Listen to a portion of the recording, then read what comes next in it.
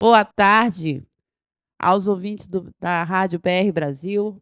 Hoje é com imenso prazer que o podcast Brasília recebe um homem polêmico, um homem que o Brasília conhece de 4 mandados, o senhor Alberto Fraga. Boa tarde, Fraga. Boa tarde, Elisângela. Boa tarde a todos os ouvintes da Rádio BR Brasil.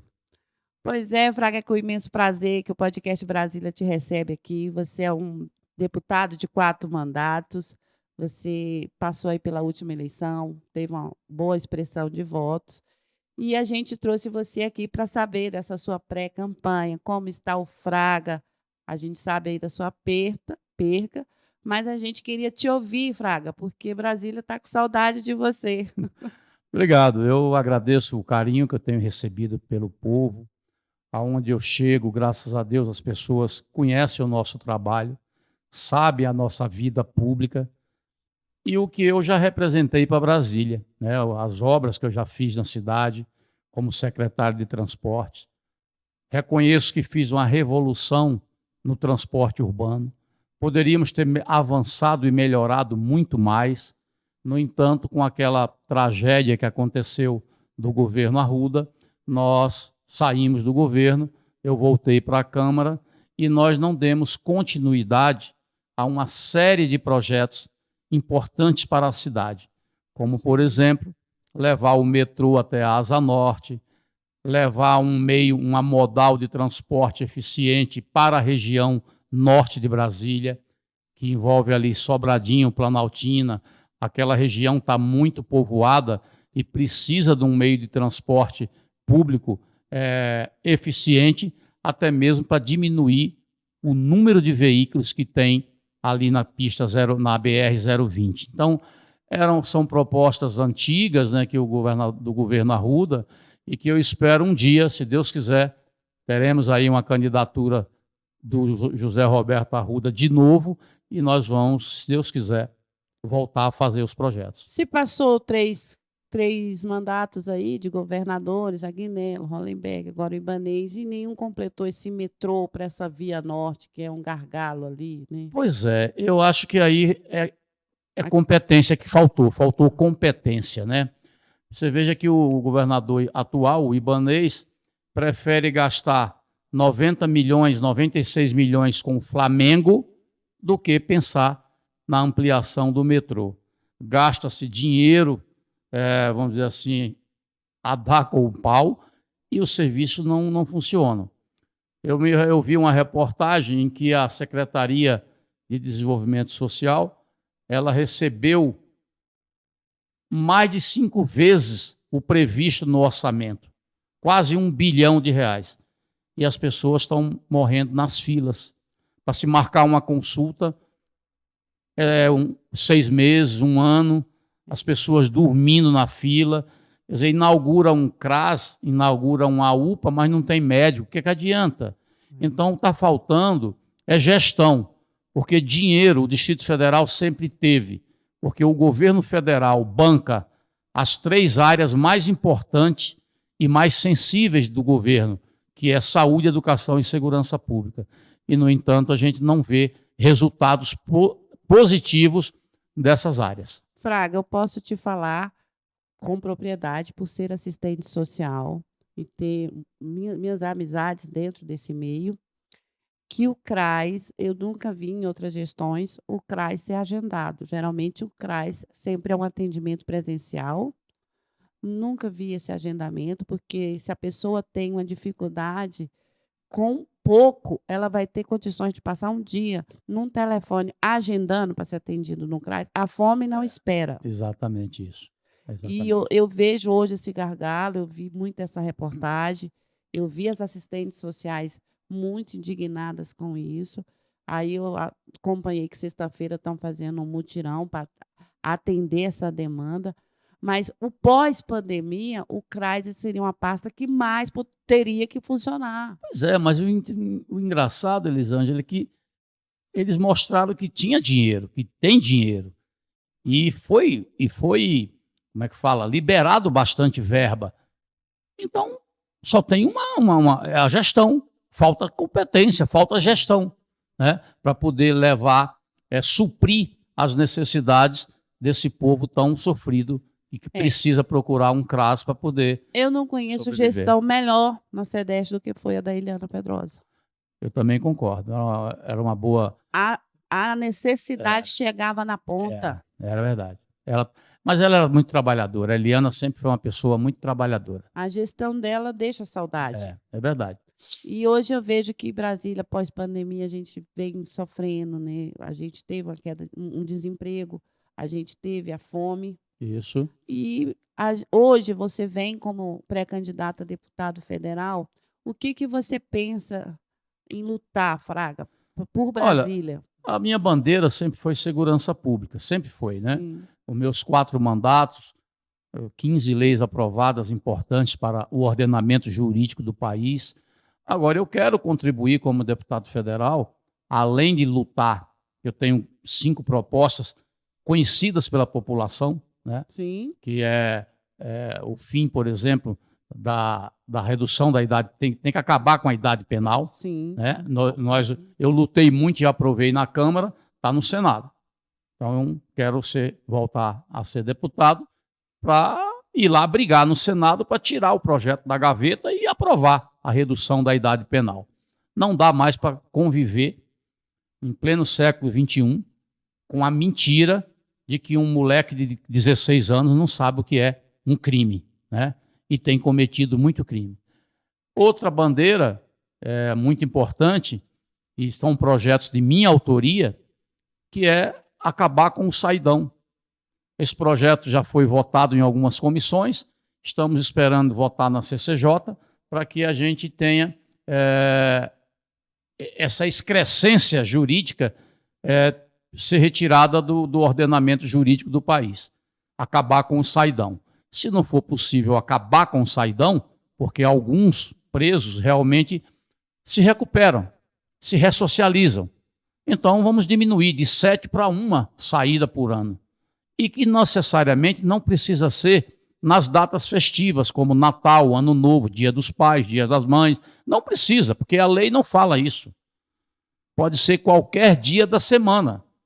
Sim. Qual é o objetivo do saidão? É fazer com que o preso visite a sua família, para ele se ressocializar, tá certo? Só que nós estamos vendo coisas acontecendo absurdas.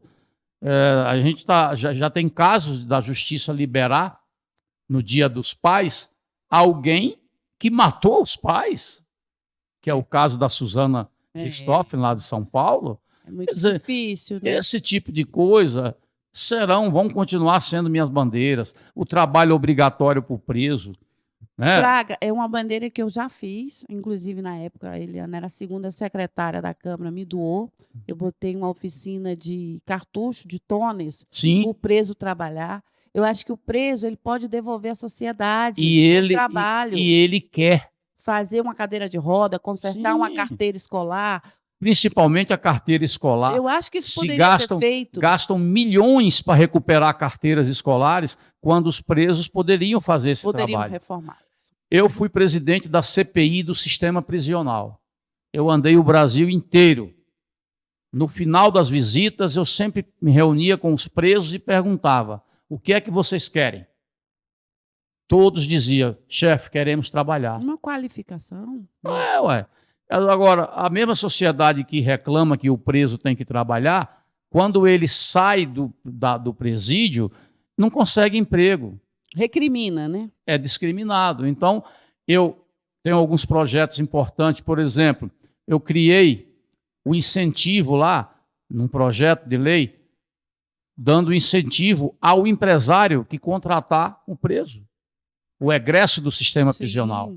Entendeu? Se você não der a oportunidade para ele, é evidente que ele vai voltar para o crime. Eu não tenho dúvida disso. A outra bandeira seria o cumprimento integral das penas. Hoje ninguém mais cumpre as penas na sua totalidade. É benefício para ali, é remissão de pena, e eu acho que é isso que está o problema, é onde se encontra o maior problema da violência, da criminalidade urbana. As pessoas não têm mais medo de cometer crime, porque sabe que não vai ficar muito tempo na cadeia. Você recorda daquela mulher que matou o marido e esquartejou o marido e colocou em 2 malas? foi condenada a 19 anos de prisão. Semana passada foi solta. Uns 8 anos de cumprimento de pena, foi solta. Então, gente, aí fica difícil você dizer para o seu filho, olha, o crime não compensa. Meu Deus do céu, a gente não está vendo ninguém permanecer preso. Eu tenho dito e repito e insisto, não tem bandido novo nas ruas, não. Os bandidos que estão cometendo crimes nas ruas, inclusive os crimes mais violentos, são pessoas que deveriam estar presas e estão nas ruas, em virtude da condicional, em virtude do saidão, em virtude do semiaberto. Pode observar nas matérias jornalísticas. Foi preso o assaltante tal. Vai olhar a ficha do cara. Ele está de saidão, está foragido, ele está sem com tornozeleira. várias passagens da justiça, várias passagens na justiça. Ou seja, é o Estado que está sendo responsável. O Lázaro, o caso Lázaro. O caso Lázaro. Mexeu com 2 polícias. Exatamente. O homem fez a polícia para lá e para cá. Então, deveria estar preso. Não estava. Não estava. E é assim que eu digo que o maior responsável por essa frouxidão é o próprio Estado. É o Estado que é responsável. Mas então, você também não acha, Fraga, que é o Código Penal que é muito atrasado? Quando eu fiz a lei, aí já é lei. Quem colocou o crime de sequestro relâmpago no Código Penal brasileiro fui eu. É uma lei de minha autoria. Sim. Por quê? Porque o crime de sequestro relâmpago é um crime moderno. Né? Antigamente não tinha isso. E como o Código Penal é de 1940, não tinha essa previsão. Então, o sequestrador, ao ser preso, o delegado, na hora de fazer o flagrante, não tinha a tipicidade do crime de sequestro relâmpago. Então, autuava ele em uma outra modalidade de crime, não a de sequestro relâmpago. Aí eu fiz o projeto, aprovei a lei, hoje é lei, e hoje está escrito no Código Penal a tipicidade do crime de sequestro relâmpago, coisa que não tinha antigamente. Eu vi também que há uma discussão em relação aos crimes cibernéticos, né? A internet também virou um caminho de crime, né? Caminho de crime e que precisa ser freado, realmente. Não tem nada a ver, nós não estamos falando aqui de tirar a liberdade de expressão, nada disso. Agora, eu chamo de valentes, os valentões da internet. O que tem de valentão na internet que se sente no direito de entrar na minha página, me xingar, falar, você não vai ser mais eleito, que no seu eu não vou deixar. Quer dizer, as pessoas, a internet também levou isso para o cidadão e cidadã. Ou seja, um poder que ele acha que tem, que na verdade, né, a gente sabe que não é bem assim. A internet é um instrumento maravilhoso, a gente sabe, agora tem que ser usada com disciplina, com regras, e né? Com regras, com certeza absoluta. Porque é um caminho também muito utilizado pelos pedófilos. Sim, onde a maioria dos pedófilos hoje aliciam e buscam suas vítimas na internet. Os golpes também. Acho que hoje a Câmara precisa de leis, precisa de deputados que dê uma revisada nessas leis cibernéticas. Eu não sei o porquê que a gente não consegue fazer isso. Olha, eu quando falo com muito orgulho que eu sou autor de 15 leis no Congresso Nacional, é porque eu desafio você a me trazer um deputado ou um senador de Brasília que tenha 2 leis. 2. É difícil. Difícil? Não tem. Não tem. Então, eu tenho 15 e 2 emendas constitucionais, que é mais difícil ainda. Então, se o governo quisesse, o governo tivesse sincronizado com o presidente da República e o Congresso Nacional, faria uma revolução e uma modernização do ordenamento jurídico do Brasil, e só assim a gente poderia caminhar para um país mais tranquilo, menos violento. Do jeito que está, as leis que estão, porque, olha, deixa eu mostrar aqui a minha indignação. Esses dias eu li uma jurisprudência do Tribunal de Justiça do Rio Grande do Sul, a 3ª Câmara. A jurisprudência é o seguinte: se os policiais, ao perseguir uns bandidos, se os bandidos atirarem na polícia, não é tentativa de homicídio. Ah, não. Tá dito isso claramente pelos juízes da terceira vara do Tribunal de Justiça do Rio Grande do Sul. Eles disseram que só seria tentativa se os bandidos parassem, fizessem a mira para acertar nos policiais. Ora, os caras estão fugindo da polícia, a polícia no encalço deles, em perseguição. Os caras atiram na polícia, aí vem um juiz ou uma juíza desinformado, fora da realidade, e diz que não é tentativa de homicídio. O que é que vai acontecer com isso? Todo mundo vai achar por direito achar brecha, né? atirar na polícia. É verdade. Né? Aí é quando dizem, né, quando eu fui comandante na Ceilândia, o Fraga foi muito violento. Não, mas quem trocou tiro com a polícia morreu.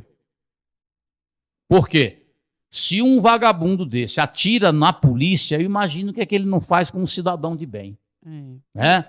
Então eu não realmente acho que o Estado ele tem que usar o poder dele para poder proteger a sociedade. O que você está achando, Fraga, nos últimos noticiários que a gente viu também, essa violência nas escolas? Mas você lembra que fica difícil para uma mãe mandar um filho para a escola. Sim. Mas você lembra quando nós criamos, que eu digo, o governo criou o batalhão escolar? Lembro, sim. A violência nas escolas eram mínimas, né? Era mínima, era uma brigazinha de adolescente, era difícil você ter drogas. Com o decorrer dos anos, com a incompetência dos governantes, com o descaso com a população, o que é que aconteceu? O batalhão escolar perdeu seu efetivo. Antigamente era um policial, 2 policiais em cada escola. Lembro-se. Perdeu o efetivo, hoje não existe mais, né? E aí vem a coisa mais grave.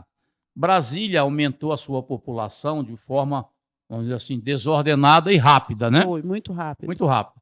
Eu me recordo que há 5 anos atrás, 6 anos atrás, o efetivo da Polícia Militar chegava a 15 mil, 16 mil homens. Hoje não passa de 11 mil.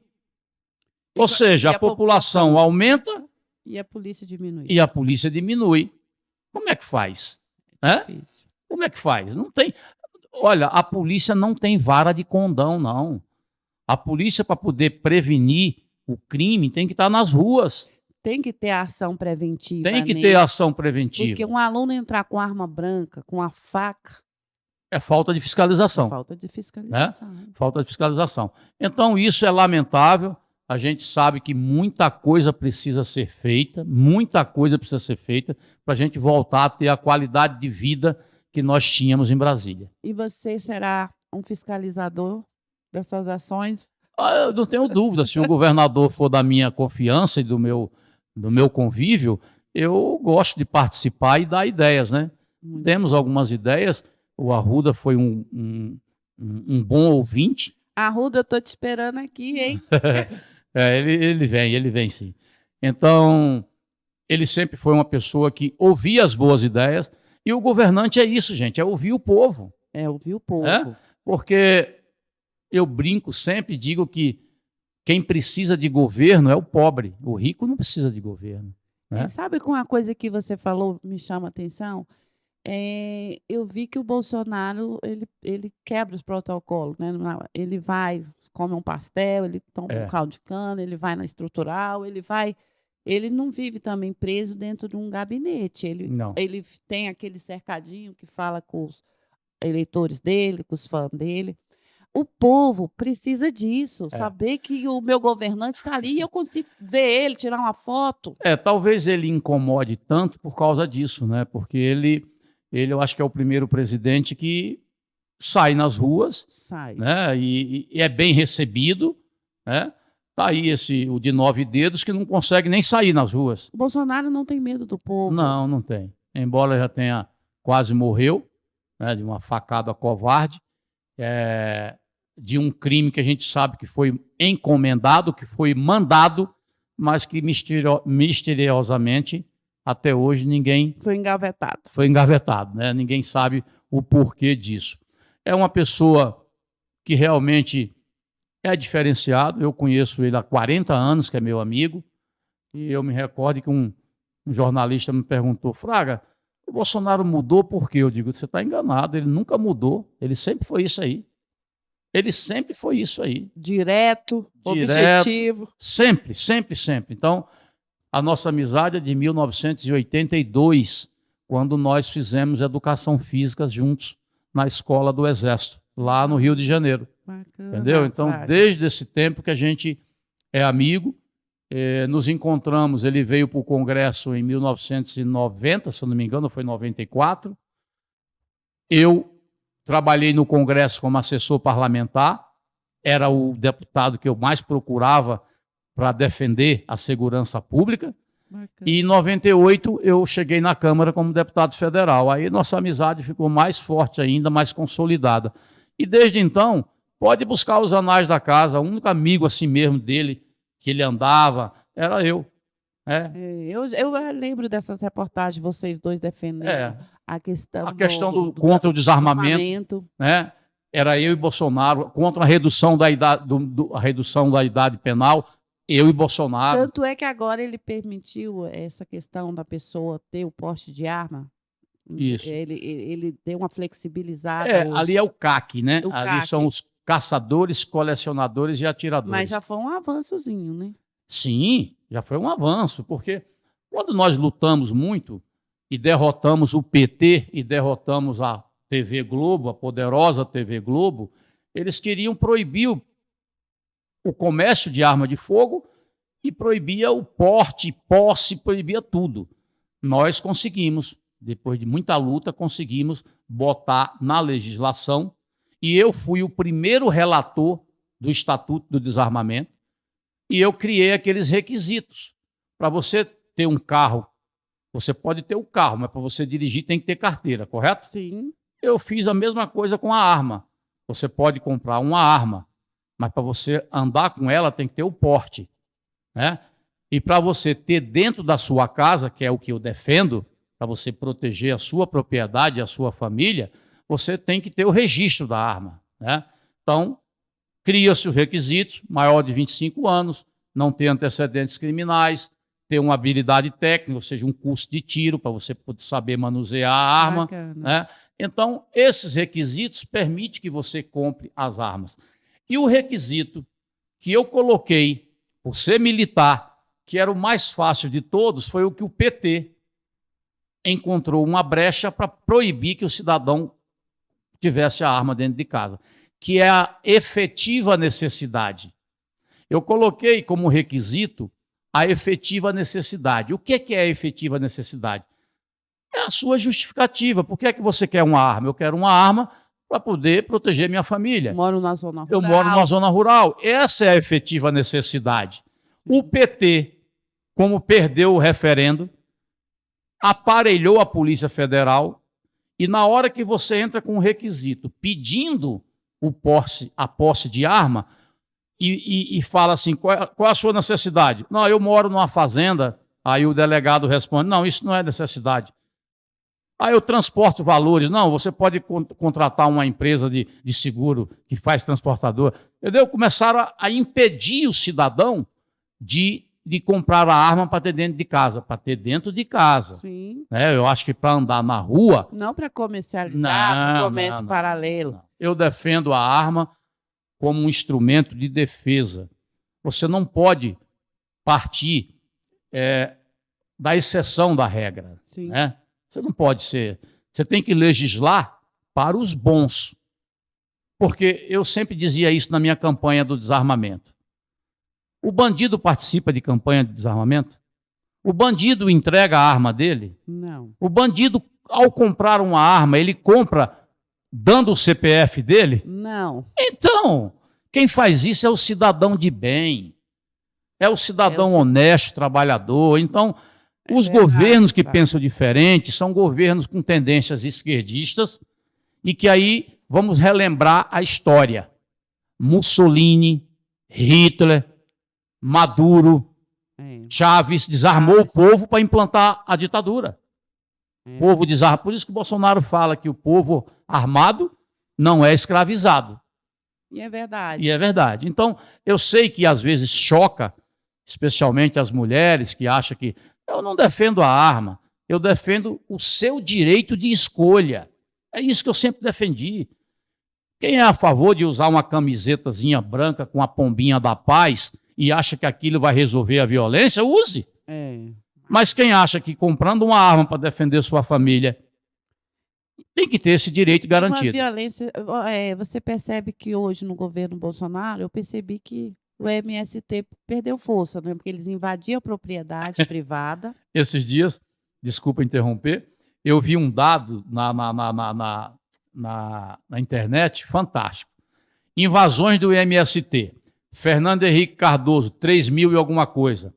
Governo Lula, 2.400 e pouco. Governo Dilma, 1.600 e pouco. Governo Temer, 54 invasões. Governo Bolsonaro, 14. Olha aí. 14 invasões. Ou seja, ele está protegendo a propriedade privada. Sim. Né? Mas aí, nosso país está tomado pela esquerda. É uma coisa impressionante. Você vê, a própria Amazônia, Bolsonaro mandou o exército para a Amazônia. E ainda julgam ele que ele não está protegendo. Mas a gente vê que realmente o Brasil ainda tem muita gente esquerda, tem muita gente que não entende. Eu não conheço história de nenhum presidente que seja tão atacado, tão deturpado nas suas ideias, tão perseguido como o Bolsonaro. E o meu receio é que isso não acabe bem. Paciência tem limite. O povo está se revoltando. Embora a nossa... Eu vejo o Bolsonaro como assim, o Golias, né? Que é a imprensa, muita gente atacando ele. E ele é um pequeno Davi. E ele ali, batalhando, tentando se defender. Por isso que ele teve que se juntar. Muita gente não entendeu com o Centrão, porque sem o Centrão, um presidente sem o Congresso não consegue governar. Isso é óbvio. O sistema presidencialista nosso, ele é falho por isso. Você pode ser o melhor homem do mundo. Com boas ideias, com boas ideias. Se você não tiver o Congresso, você não faz nada. Né? É muito difícil. Além de que é o único órgão que pode caçar o presidente, né? Que é o impeachment. Então, agora a gente está vendo, para tristeza nossa, eu digo tristeza, a gente está vendo o Supremo Tribunal Federal praticando um ativismo judiciário como nunca foi visto na história do Brasil. Né? As decisões do Supremo, ultimamente, contrariam a Constituição, e eles não estão nem aí. Porque parece é o que dizia... os valores, sim, né? O judiciário é o que agora dizia, quem manda, que executa. É o que dizia Rui Barbosa, né? Rui Barbosa dizia que a pior ditadura é a ditadura da toga, do Poder Judiciário, porque você não tem a quem recorrer. Olha, eu sou o Bolsonaro, tá bom. Essa decisão de caçarem o deputado estadual Franceschini, Fernando Franceschini, por ter publicado numa live, sei lá o que foi, um vídeo suspeitando, denunciando algumas falas que aconteceram sobre as urnas eletrônicas. O Fernando Franceschini teve quase 500 mil de votos para deputado estadual no Paraná. Mas aí onde está a liberdade de imprensa? Pois é. Do cidadão? Ele não pode falar? Ele foi condenado, perdeu o mandato por ter divulgado fake news. Tem alguma lei dizendo que é fake news? Quem é que decide o que é fake news? Quem? Entendeu? Porque falar todo mundo fala, claro. Né? Inventar todo mundo inventa. Agora, claro. Tem uma investigação por detrás disso, não já aí. Então, isso realmente é preocupante, nós não sabemos aonde nós vamos parar. Tem horas, ontem mesmo eu percebi no discurso do Bolsonaro, ele muito irritado, e disse uma frase que hoje a Globo deve explorar isso até. Ele disse na frase dele que eu fui de um tempo em que ordem do Supremo Tribunal Federal se cumpria. Fui desse tempo, não sou mais. Então ele está dizendo que pode ser que ele não cumpra mais as decisões do Supremo. E aí nós vamos ter, entre os três poderes, uma guerra e que não é bom para o país. Sim. Agora, o Supremo Tribunal Federal está ultrapassando todos os limites, porque não acontece nada. Se um ministro do Supremo já tivesse sofrido um processo de impeachment, eu acho que já teria dado um freio. Isso Mas está faltando. pode acontecer? Não sei, com esse cenário que a gente está vindo aí, com o Rodrigo Pacheco. A grande verdade é que tem muita gente com o rabo preso no Supremo e tem medo de fazer uma atitude dessa. É ferida que não se mexe. É isso aí. E Fraga, você é muito conhecido pelo jargão. Respeita o povo. Qual vai ser o jargão dessa vez, Fraga, para 2022? Não, tem que continuar isso, porque eu acho que o respeito ao povo, todo político tem que ter e todo governante tem que ter.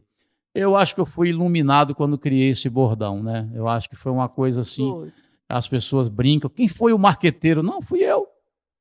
Fui eu. E eu me recordo que a minha assessora de imprensa não queria.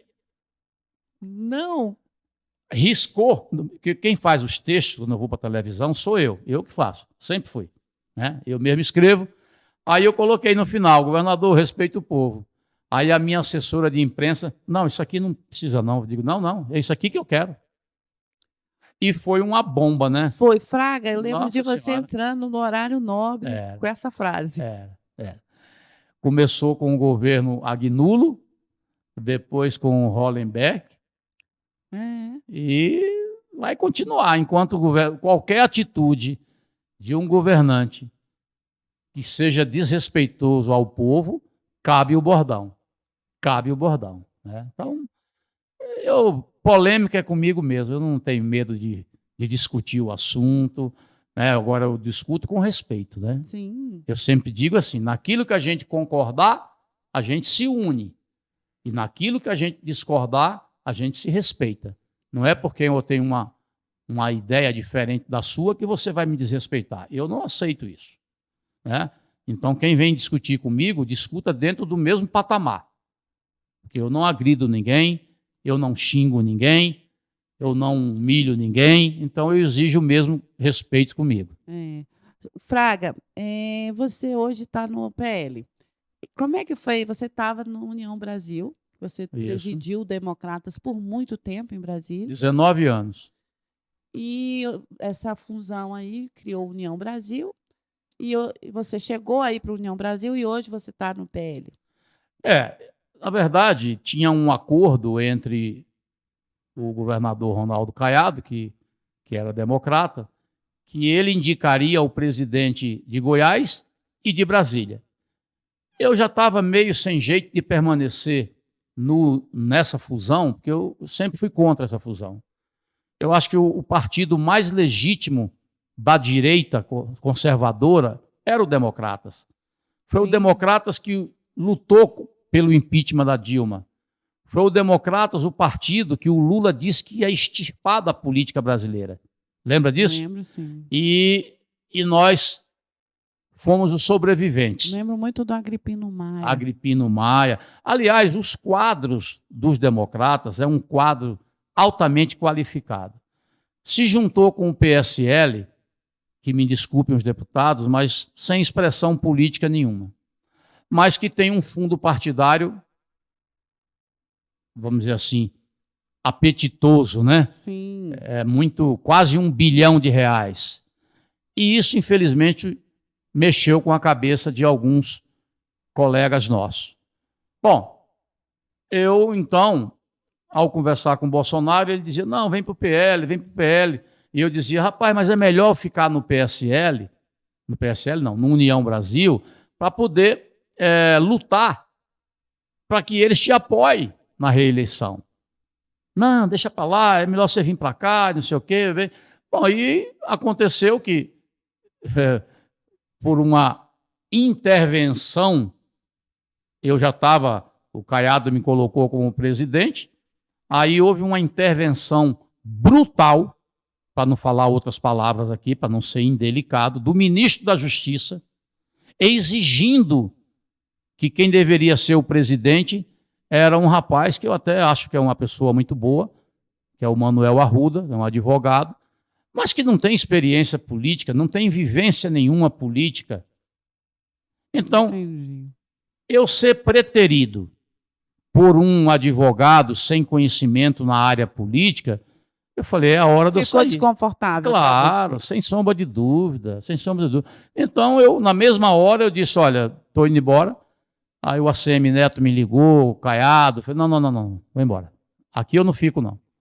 E aí fui para o PL, E lá Valdemar Costa Neto me chamou, eu fui para o PL e estou lá para hoje você somar está lá com a Flávia, você está com a lá com o Flávia, Bolsonaro, isso, com a Bia Kiss, Cabia Kiss. a Bia Kiss, que fez muita questão que eu fosse para o PL, me deu muito assim, muito apoio, né? E eu estou lá. E estou feliz, estou feliz. Fraga, essa questão de você estar no PL é até esquisito um negócio desse, porque você já é amigo do Arruda há muitos anos, da Flávia há muito tempo, e do Bolsonaro há muito tempo. Você está no Exato. meio das De pessoas que amigos, gostam de você. exatamente.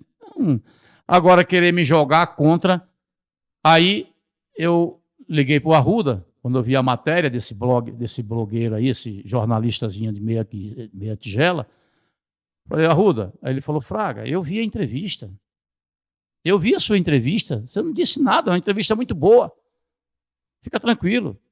Mas é com a intenção de me jogar contra ou a Flávia, contra o Arruda, eu acho que não, porque a amizade de 30 anos. E agora a pergunta que não quer calar, né, Fraga? Como é que vai ficar essa Brasília? Quem é o adversário de Ibanez? Quem é candidato? Quem não é? Até a confederação, até as convenções, nós vamos ter que ficar nesse suspense?